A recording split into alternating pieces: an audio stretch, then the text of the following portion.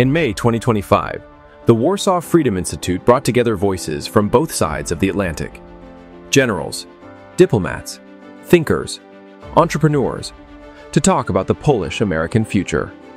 Thank you to the Warsaw Freedom Institute and all the organizers for creating this platform for dialogue in a time when transatlantic unity is more essential than ever. We must seek every opportunity across all elements of society to collaborate and build trust. Good afternoon from here to those joining us in the United States, and dobry wieczór Państwu w Polsce, którzy nas słuchają na żywo. Security was at the heart of the debate, from Russia's war to global strategic shifts. We're not really up against the Russian Federation alone. We're up against what I call the axis of dictatorships. It's China, Russia, North Korea, and Iran. Obviously, how that war ends will be a major factor in what happens to Poland and what happens to other neighbors of Russia. The role of Poland is really super clear and simple. We need a Poland that can defend Poland. Right? The more we can be confident that a Polish military can defend Polish territory, the more it represents a complete obstacle to the Russians. What we observe in approach from actual strategic partner, American administration, is one of the most effective ways of changing European approach to defense spending, to entire defense commitment. So I think the publics are starting to get the message, and I do think that as regrettable as the Zelensky meeting in the Oval Office was, it did sort of shake Europe awake, and maybe that something like that was at the end of the day necessary to get many European countries to act more seriously, although to be fair, of course, Poland was already acting quite seriously. While some countries needed a wake-up call, Poland was already wide awake. With defense spending at over 4% of GDP, the highest in NATO, and the fastest per capita growth in the OECD over the past 3 decades, Poland didn't wait for history. It shaped it.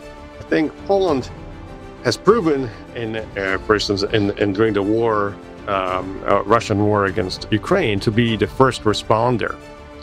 The first nation, really, the first state that has put a lot of assets and effort into defending Ukraine. Eastern flank is the line which splits civilizations, the civilization of Russia and civilization of European and Western values, but it's also the line which demarcates the big market for American industry and potential for American growth, without which the competition with China will be difficult. We must be aware that in Europe, we can't speak about growth without addressing security. And there can be no security without a strong economy.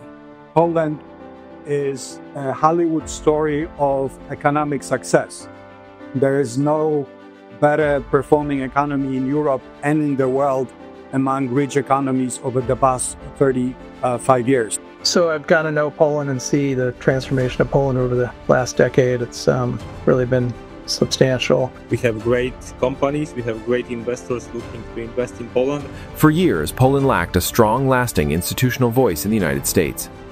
The Warsaw Freedom Institute was created to fill that gap, connecting ideas, people, and influence across the Atlantic.